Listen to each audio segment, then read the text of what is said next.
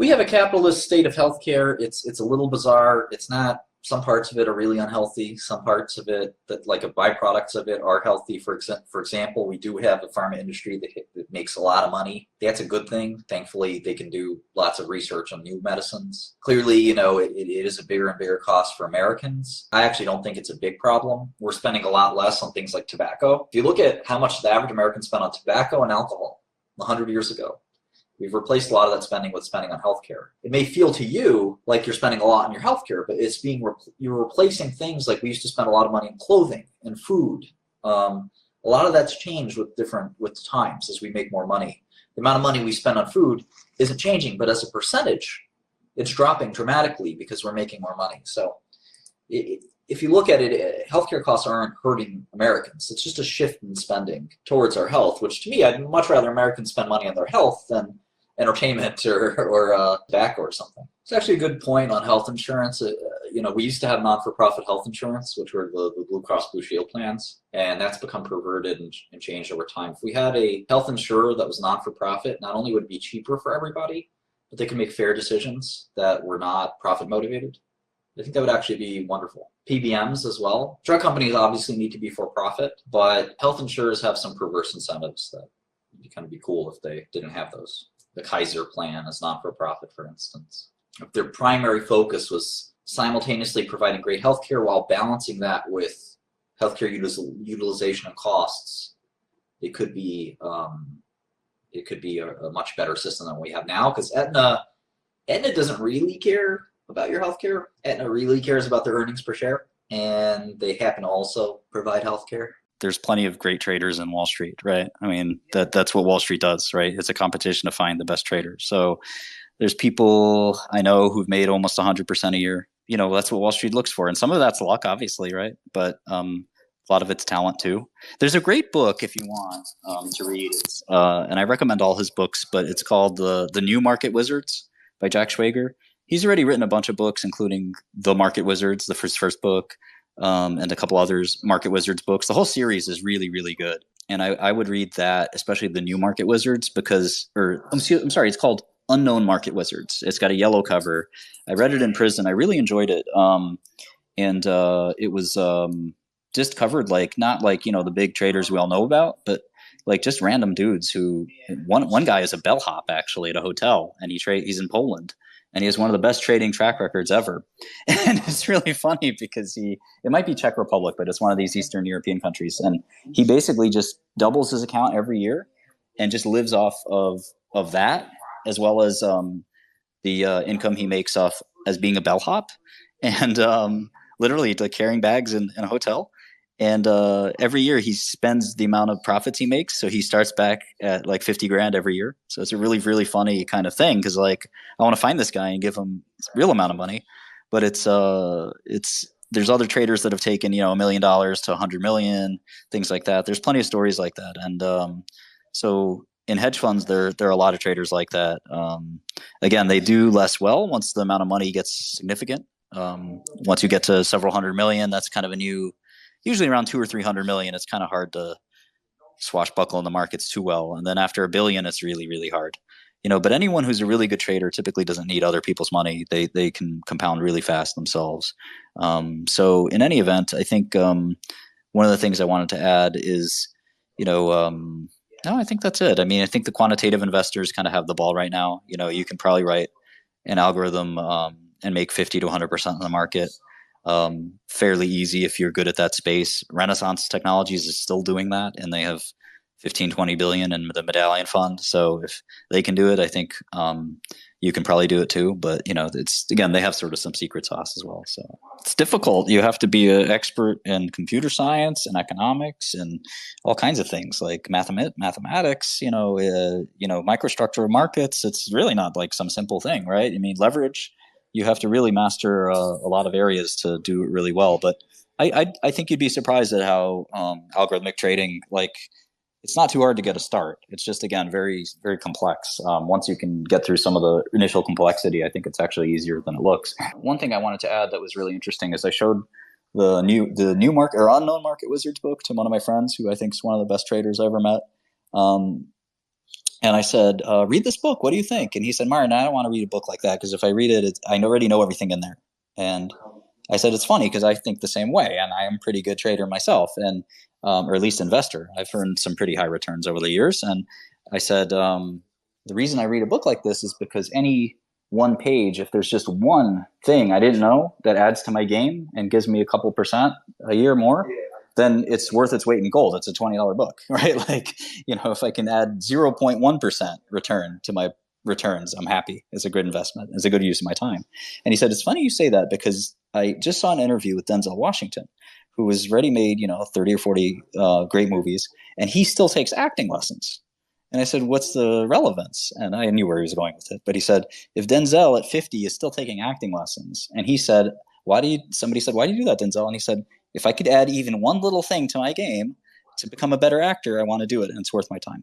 So really good thought process there, I think, in terms of trying to improve skill as a trader. The problem with trading, though, is that if you can poison your skill too. Like people who have a really good trading process, learning too much away from that process can hurt you. So you got to be a little bit careful about how you do that. Is Turing's ketamine research about curing depression too, or is that kind of just focused on PTSD stuff? No, I think that there's a lot of interest in depression. Cure is a strong word. I tend to avoid that word. I call it the C word. Billy has a different C word. The C word is He's got one. Yeah.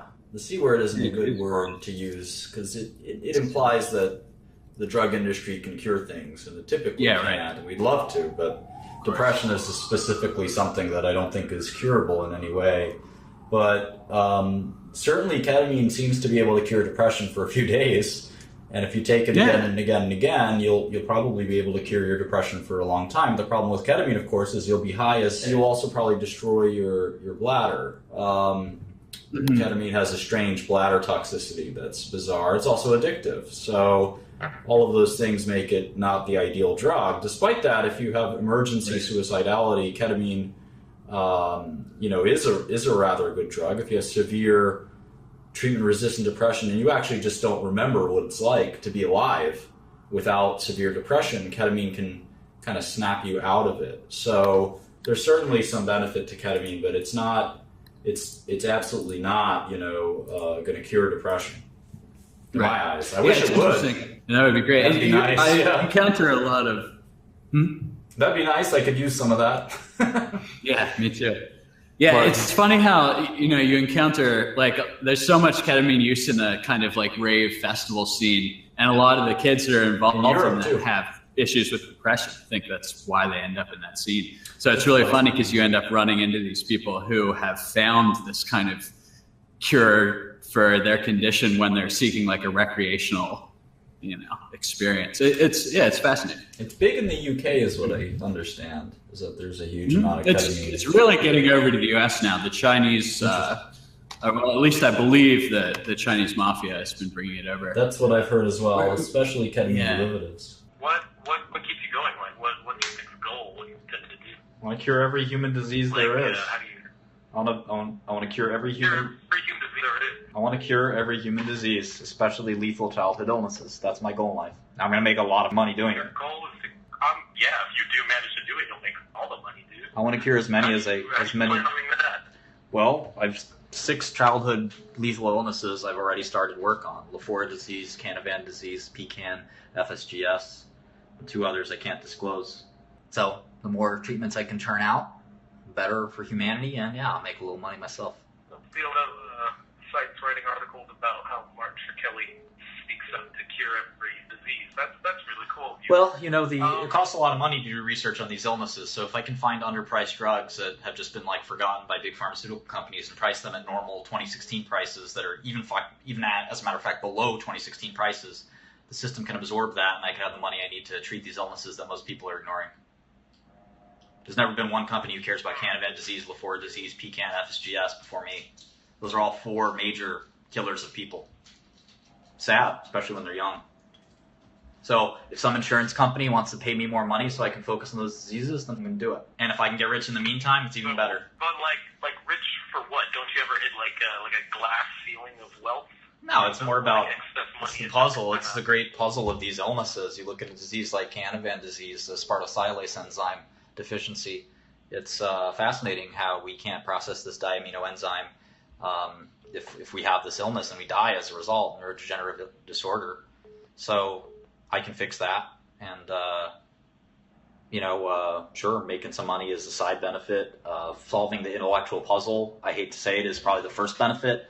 The great humanitarian benefit is second, and the money doesn't hurt. Everyone needs to make a living. Make a living doing that. I fund, charities. I fund different endeavors. It's not just about me, you can see the way I live. I wear sweatpants and a t-shirt, and I eat ramen noodles. I'm not trying to take this money and do something stupid with it. Lauren went shopping recently. Hypothetically. Lauren went shopping with my credit card. She bought the cheapest clothing she could find.